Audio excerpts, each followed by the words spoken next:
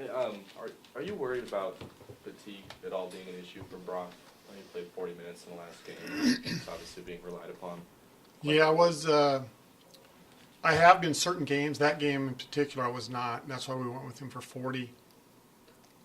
There was probably 9 or 10 minutes to go in the game, and I looked up, and we had 4 timeouts left. UCLA had 3, and there was still going to be a couple more media timeouts. And so, in fact, I think I called a timeout within about a minute of that time, and knew there was going to be free throws and whatnot. So, in that type of game, the way the game was played, the amount of timeouts that were left, that all came into consideration as far as, hey, should we get him out for a minute or two and give him a break? But we need him on the court as much as possible, and if he can be out there and we can manage the game to where he can be out there, then we need to do that, because he's definitely one of our better players. With what he's done offensively, is that almost a challenge for you, similar to Clay last year, when just trying to find spots here and there to take him out, but not for maybe more than a minute or two? Correct.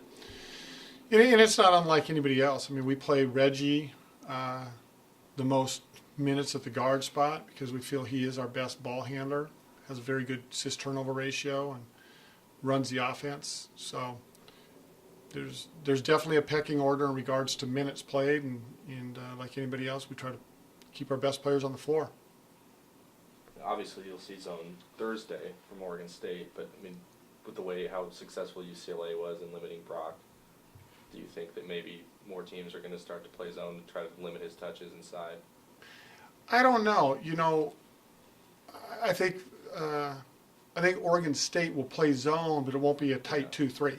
Right. It'll be a totally different type of zone. Same with Oregon. They'll play a lot of 2-3 and they'll trap. There'll be some 1-2-2, but it's extended. It's a different type of zone.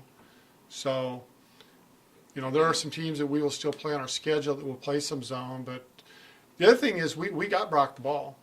I mean, I think Josh Smith drew his 5th, maybe 3rd and 5th foul against Brock. There were a couple others that where Brock got the ball and it was one-on-one isolation with Josh. Unfortunately, he coughed the ball up one time and then lost balance and took a shot another time. But we were still able to get him the ball. He just didn't convert as well as he did earlier in the game. Could have been the zone, could have been fatigue, could have been great defense. A number of things could play a factor in that. Devontae has an ankle sprain? Yeah, Devontae did not practice yesterday, and he's questionable for today. What would you say the chances are of him playing this week? I think he'll be playing. Yeah, I think he'll be playing. I mean, there's a chance he won't. I mean, I remember saying that about Mike Ladd back when he hurt his thumb twice, and I didn't think it was quite as serious as it ended up being. So there's always a chance he might not play, but my guess is he will.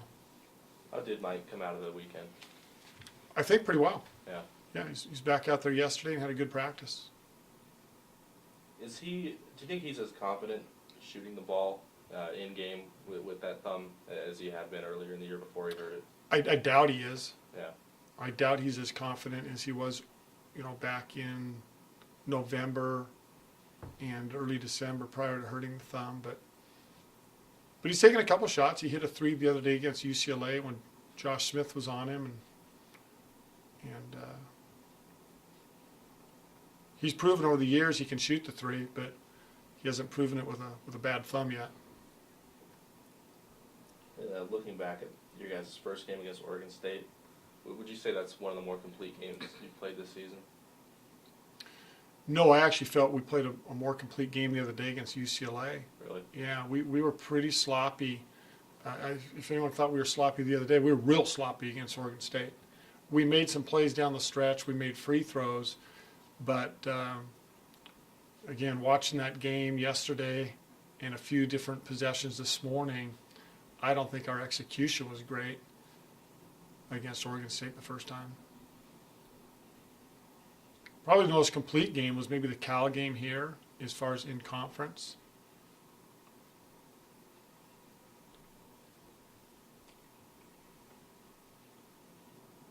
Question. Any more questions? Sorry. What do you think of the favorites for Player of the Year in the Pac-12? I'm sorry, say that again? What do you think of the favorites for Player of the Year in the Pac-12? Well, I think that question was asked a week or two ago, and again, I always lean towards the teams that are up on top and who is leading those teams. So right now, I'd have to say the top candidates would be Gutierrez from Cal, and then Terrence Ross and Tony Roten from Washington. You think guys like Brock and Cunningham will suffer from their teams not being up at the top? Oh yeah, they'll suffer a little bit when it comes to votes. Now, if you're talking about Conference Player of the Year, yeah, I think they'll suffer from those votes.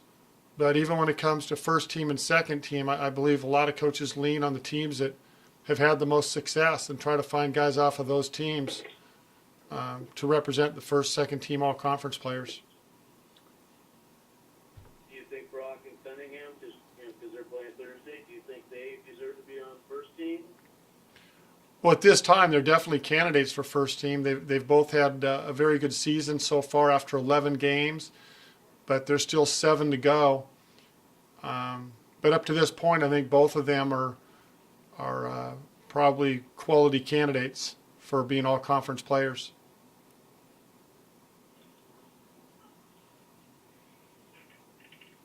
Would you say we should list Devontae as probable for Thursday, Kim? Yeah, that's what I would say. I think he's probable for Thursday.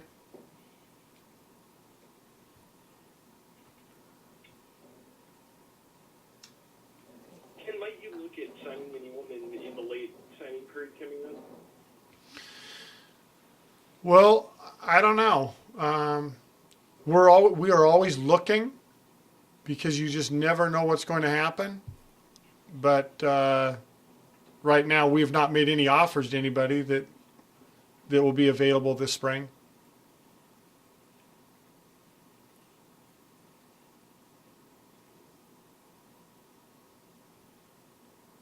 Denise, you have a question? Sorry. We're doing, Pac-12 Org's doing profile on Brock, so if you just briefly describe the recruiting process and how you think that he's grown over the 3 years that you've had him here since we've been here. Well, I was only involved a little bit at the very end with recruiting Brock. He actually committed to Coach Bennett and his staff prior to my hiring here at Washington State. But then I think within 48 hours of being hired here, I took a trip to Australia to meet with him and his family to once again seal it, because he was questioning whether he still wanted to be here at Washington State, and he wanted to get to know me and find out a little bit, philosophically how I coach, how we're planning on playing and whatnot. So that meeting was a long meeting in his home, and it went real well. I enjoyed it, enjoyed the family, and he called later that night and said, yeah, I'm on board, I'm coming. And how do you think that he's grown both on and off the court as a player and a person over the years? Well, he's matured in both areas. I think he's more competitive now. I think he plays, he doesn't look the part maybe that some kids do, but he competes. He really brings it. And he's become more confident this season because of the success he's had. And he's done an outstanding job. And I think he carries himself well. I don't think he's arrogant in any way. But I think he's a confident young man off the court. He has a lot going for himself.